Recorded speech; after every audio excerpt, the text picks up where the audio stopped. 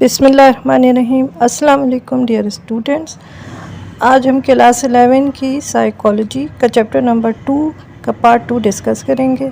जैसे कि हमने पार्ट 1 में डिस्कस की थी मुख्तलिफ़ ब्रांचेस अप्लाइड साइकोलॉजी की, इस तरह आज हम प्योर साइकोलॉजी की ब्रांचेस को स्टडी करेंगे।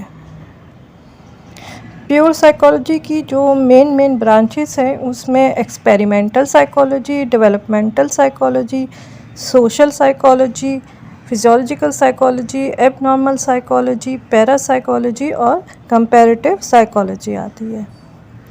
तो सबसे पहले हम एक्सपेरिमेंटल साइकोलॉजी को डिस्कस करते हैं। इन सारी ब्रांचेस में से एक्सपेरिमेंटल साइकोलॉजी सबसे ज़्यादा इम्पॉर्टेंट है एग्ज़ाम्स के लिहाज से, यही आपको आती है, इसीलिए इसको हम ज़्यादा डिटेल में डिस्कस करेंगे। तो एक्सपेरिमेंटल साइकोलॉजी क्या है? Experimental psychology is the use of experimental methods in collecting psychological data in order to solve psychological problems. यानी एक्सपेरिमेंटल साइकोलॉजी की स्कोप में वो तमाम एक्सपेरिमेंट्स का आते हैं या एक्सपेरिमेंटल मेथड्स जो यूज़ होते हैं वो सब आते हैं, जिससे हम एक डेटा कलेक्ट करते हैं कोई भी साइकोलॉजिकल प्रॉब्लम्स को सॉल्व करने के लिए, और फिर इनको हम रूल के तौर पे या प्रिंसिपल के तौर पे यूज़ करते हैं। एक्सपेरिमेंटल साइकोलॉजी की फाउंडेशन कहा जाता है कि विलियम वुंडेट ने रखी, क्योंकि उन्होंने पहली साइकोलॉजिकल लेबॉर्ट्री सेटअप की थी 1879 में, और इसके फाउंडर्स में वेबर एंड फेशनर भी शामिल होते हैं, क्योंकि उन्होंने बहुत से एक्सपेरिमेंट्स किए और बहुत से उन एक्सपेरिमेंट्स का जो डेटा इकट्ठा किया उसके लिहाज से बहुत से लॉस बनाए जो कि कंसर्न करते थे सेंसेशन को, अटेंशन को, मेमोरी वगैरह को। एक्सपेरिमेंटल साइकोलॉजी में क्या आप करते हैं कि पहले आपने एक हाइपोथेसिस बनाया, साइकोलॉजिकल हाइपोथेसिस बनाया। हाइपोथेसिस यानी कि आपने एक प्लान फार्मूलेट किया कि कौन सी बीमारी या कौन सी प्रॉब्लम किन वजूहात की वजह से हो सकती हैं। फिर उसको आपने वेरीफाई करना है, फिर ये प्रूफ करना है कि जो आपने हाइपोथेसिस बनाया था वो ट्रू है या फॉल्स है। अगर एक हाइपोथेसिस ट्रू साबित हो जाता है तो फिर वो लॉ या प्रिंसिपल बन जाता है। मसलन आप एक एग्ज़ाम्पल ले लें कि आपका हाथ किसी गर्म चीज़ को लगता है तो फ़ौरन हाथ पीछे की तरफ खिंच जाता है, तो आपके यहाँ मसल्स कॉन्ट्रैक्ट करते हैं, उसको जलने वाली चीज़ से दूर कर देते हैं। तो ये आपके एक रिफ्लेक्स मैकेनिज़्म होता है। वो आपने इसको सोचा कि ये किस तरह काम करता है, फिर आपने उसको प्रूफ किया कि ये कैसे काम करता है, और जब आपको पता चल गया कि किस तरह काम करता है तो फिर आपने एक थ्योरी बना ली कि यानी कि एक चीज़ कंफर्म हो गई कि भाई ये इस तरह रिफ्लेक्स मैकेनिज़्म के ज़रिए होता है। इसी तरह साइकोलॉजिकल प्रॉब्लम्स को भी यूं ही प्रूफ किया जाता है। एक्सपेरिमेंट क्या होता है? तो एक्सपेरिमेंट को हम यूँ डिफ़ाइन करते हैं, a question put to the nature, यानी कि हम एक सवाल कर रहे हैं नेचर के बारे में या नेचर पे, या जो चीज़ नेचुरली हो रही हैं उनके मुताबिक जो चीज़ें दुनिया में हो रही हैं उनके ऊपर हमारा जहन एक सवाल करता है। एक्सपेरिमेंट ज़्यादातर लेबॉर्ट्री में किए जाते हैं जो कि एक कंट्रोल्ड सिचुएशन में होती है, यानी कि हम जो फैक्टर्स हमारे एक्सपेरिमेंट्स पे असरअंदाज हो सकते हैं उसको हम कंट्रोल्ड सिचुएशन में रखते हैं ताकि हमारे एक्सपेरिमेंट का जो रिज़ल्ट निकले वो गलत ना हो।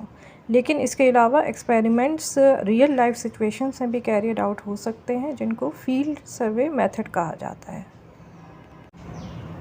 कंट्रोल सिचुएशन के बारे में मैंने आपको बता दिया कि जो भी कोई बाहर के फैक्टर्स जो हैं वो इन्फ्लुएंस ना करें आपके रिस्पॉन्स को या एक्सपेरिमेंट को। साइकोलॉजिकल एक्सपेरिमेंट में बेसिकली हम क्या करते हैं कि हम रिलेशनशिप स्टडी करते हैं बिटवीन स्टिमुलस और रिस्पॉन्स। ठीक है, स्टिमुलस जैसे आपको एक आँख का स्टिमुलस है और रिस्पॉन्स यानी कि आपने हाथ पीछे खींचा तो ये आपका रिस्पॉन्स है। स्टिमुलस और उसका रिस्पॉन्स दोनों एक्सपेरिमेंट के वेरिएबल्स कहलाते हैं, जिसमें से स्टिमुलस इंडिपेंडेंट वेरिएबल होता है और रिस्पॉन्स डिपेंडेंट वेरिएबल होता है। क्योंकि आप स्टिमुलस में जब चेंजेस लाते हैं तो आप देखते हैं कि रिस्पॉन्स में क्या क्या चेंजेस हुई। अब जिस तरह थॉर्नडाइक ने एक्सपेरिमेंट किया एक बिल्ली पे, एक भूखी बिल्ली को उसने एक पिंजरे में कैद कर दिया और गोश्त बाहर रख दिया। अब गिल्ली ने हर तरीके आजमाया, इधर उधर पिंजरे पे मारा कि वो बाहर जाके गोश्त ले ले, जब तक कि उसका पाँव जो था वो लॉक पे पड़ा, लॉक खुल गया और वो बाहर आ सकी। इसके बाद जब इसी तरह का यही एक्सपेरिमेंट बार बार रिपीट किया गया तो उसने लर्न कर लिया कि किस जगह वो पाँव मारती है तो दरवाज़ा खुल जाता है। तो इस तरह से आपने उसका स्टिमुलस दिया उसको और उसका रिस्पॉन्स देखा और फिर एक कंक्लूजन ड्रॉ किया गया कि तजुर्बे के साथ साथ लर्निंग होती है। तो इस तरह से एनिमल्स पे एक्सपेरिमेंट्स किए गए। एक्सपेरिमेंट्स ह्यूमन बीइंग पे भी किए जाते हैं और उनके लिए दो तरह के मेथड इस्तेमाल होते हैं। एक्सटर्नल ऑब्जर्वेशन जो कि ऑब्जेक्टिव होता है, यानी कि जो भी साइकोलॉजिस्ट है या ऑब्ज़र्वर है वो ऑब्ज़र्व करता है बिहेवियर ह्यूमन बीइंग का। और इंट्रोस्पेक्टिव यानी कि सब्जेक्टिव, जिसमें इंसान ख़ुद बताता है कि उसके साथ उसकी फ़ीलिंग्स क्या हैं, उसको क्या प्रॉब्लम हो रही है और वो किन एक्सपीरियंसेस को फ़ेस कर रहा है। जी, तो अब सेकंड ब्रांच डिस्कस करते हैं कि एबनॉर्मल साइकोलॉजी। तो एबनॉर्मल साइकोलॉजी क्या है? एबनॉर्मल साइकोलॉजी डील करती है all kinds of mental and behavioural disorders. It searches into the causes of these disorders and grades them for their proper diagnosis। यानी कि तमाम ऐसे डिसऑर्डर्स जो किसी मेंटल डेफिशिएंसी की वजह से हों, कोई ऑर्गेनिक कॉजेज़ हों उसके, या किसी लर्निंग की वजह से बिहेवियर प्रॉब्लम्स हों जो लेटर लाइफ में टेंशन्स की वजह से हो रहे हों, इन सब को स्टडी करना जो एक एबनॉर्मल बिहेवियर क्रिएट कर रहे हैं। आपको एक नॉर्मल जो बिहेवियर होता है इंसान का वो नज़र नहीं आ रहा है जो स्टैंडर्ड का होता है नॉर्मली। तो ये सारी चीज़ को एबनॉर्मल साइकोलॉजी में डिस्कस किया जाता है। न्यूरोसिस और साइकोसिस भी दोनों दोनों बिहेवियरल डिसऑर्डर्स हैं। न्यूरोसिस साइकोलॉजिकल कॉजेज़ की वजह से होता है और साइकोसिस psychological as well as organic causes दोनों की वजह से हो सकता है। लेकिन जो फंक्शनल साइकोसिस होता है, यानी कि जो साइकोलॉजिकल कॉजेज़ की वजह से होता है, वो लेस सीवियर होता है as compare to the organic साइकोसिस। क्योंकि ऑर्गेनिक कॉजेज़ मेंटल डिफेक्ट की वजह से होता है और उसमें पर्सन को हॉलुसिनेशंस बहुत ज़्यादा होती हैं और उल्टी सीधी आवाज़ें सुनाई देती हैं, उल्टी सीधी चीज़ें दिखाई देती हैं और वो लोगों से दूर होते जाते हैं। कहा जाता है कि ये ब्रांच ऑफ साइकोलॉजी बहुत ही कदीम है और इसकी ओरिजिन हिपोक्रेट्स के ज़माने में हो गई थी, जिसने सबसे पहले मेंटल डिसऑर्डर्स को अलग किया from possession by evil spirits. यानी कि वो कहा जाता था कि बदरूहों का कब्ज़ा हो गया है, कोई चीज़ इंसान पे हावी हो जाती है, तो उसने उन चीज़ों को बताया कि ये मेंटल प्रॉब्लम्स की वजह से भी हो सकता है या कोई बिहेवियरल डिसऑर्डर्स हो सकता है, पर्सनैलिटी डिसऑर्डर्स हो सकते हैं। तो यहाँ से इसकी बुनियाद पड़ी। अब ये कि फ्रॉइड जो है उसने बताया कि 3 फोर्सेस होती हैं, इड, ईगो और सुपर ईगो। अगर इन फोर्सेस में कोऑर्डिनेशन रहती है तो इंसान नॉर्मल बिहेवियर शो करता है और मेंटली नॉर्मल होता है। लेकिन अगर इन तीनों में कोऑर्डिनेशन ना हो और वो एक दूसरे से कोऑपरेट ना करें तो इंसान को कोई ना कोई एबनॉर्मल बिहेवियर हो सकता है या कोई साइकोलॉजिकल प्रॉब्लम हो सकती है, कोई डिसऑर्डर हो सकता है। तो अब हम आ जाते हैं थर्ड ब्रांच की तरफ, यानी कि सोशल साइकोलॉजी। तो सोशल साइकोलॉजी क्या है? It studies the activity of individual in relation to his fellow men as well as influences under which individual become a member of social groups and institution. It studies the individual in social situation, यानी कि human being को या कोई भी individual है, even animal है, तो उनकी किस तरह की सोशल इंटरेक्शन है, अपने इर्द गिर्द के लोगों के साथ वो कैसे बिहेव करते हैं और कैसे रहते हैं। मसलन ये कि पेरेंट और चाइल्ड की रिलेशनशिप क्या है, टीचर स्टूडेंट की रिलेशनशिप क्या है, लीडर और फॉलोअर की रिलेशनशिप क्या है, दो फ्रेंड्स के दरमियान रिलेशनशिप क्या होती है, ये सारी इंटरेक्शंस कहलाती हैं। तो इंसान किस किस्म की इंटरेक्शंस करता है, उनके इंटरेक्शंस की वजूहात क्या होती हैं, वो क्या बिहेवियर शो करता है, ये सारी चीज़ें सोशल साइकोलॉजी में स्टडी की जाती हैं और ये सोशियोलॉजी से क्लोजली रिलेटेड होता है। मैकडोगल के मुताबिक इंडिविजुअल जो भी बिहेवियर शो करता है सोशल सिचुएशन में या उसके जो इंटरेक्शंस होते हैं उनमें कुछ जो टेंडेंसीज होती हैं वो इनबॉर्न होती हैं, यानी कि किस तरह का बिहेवियर वो शो करेगा वो थोड़ा बहुत जीन्स में होता है, इंसान के इनबॉर्न होता है। तो इन टेंडेंसीज़ को उसने इंस्टिंक्ट्स का नाम दिया। बाद में यही चीज़ें फिर उसके इंटरेक्शन को शो करती हैं कि वो कैसा इंटरेक्शन रखेगा अपने सोशल सर्कल में। सोशल साइकोलॉजी की जो बुनियाद कही जाती है वो ली मॉन्स की फेमस बुक है दी क्राउड, उसको समझा जाता है, जो उसने शुरू में एक्सपेरिमेंट्स किए थे क्राउड के बिहेवियर के ऊपर। अब फोर्थ ब्रांच डेवलपमेंटल साइकोलॉजी। तो डेवलपमेंटल साइकोलॉजी क्या है? It studies the psychological and biosocial development of an individual at various stages of life. It deals with mental and physical development.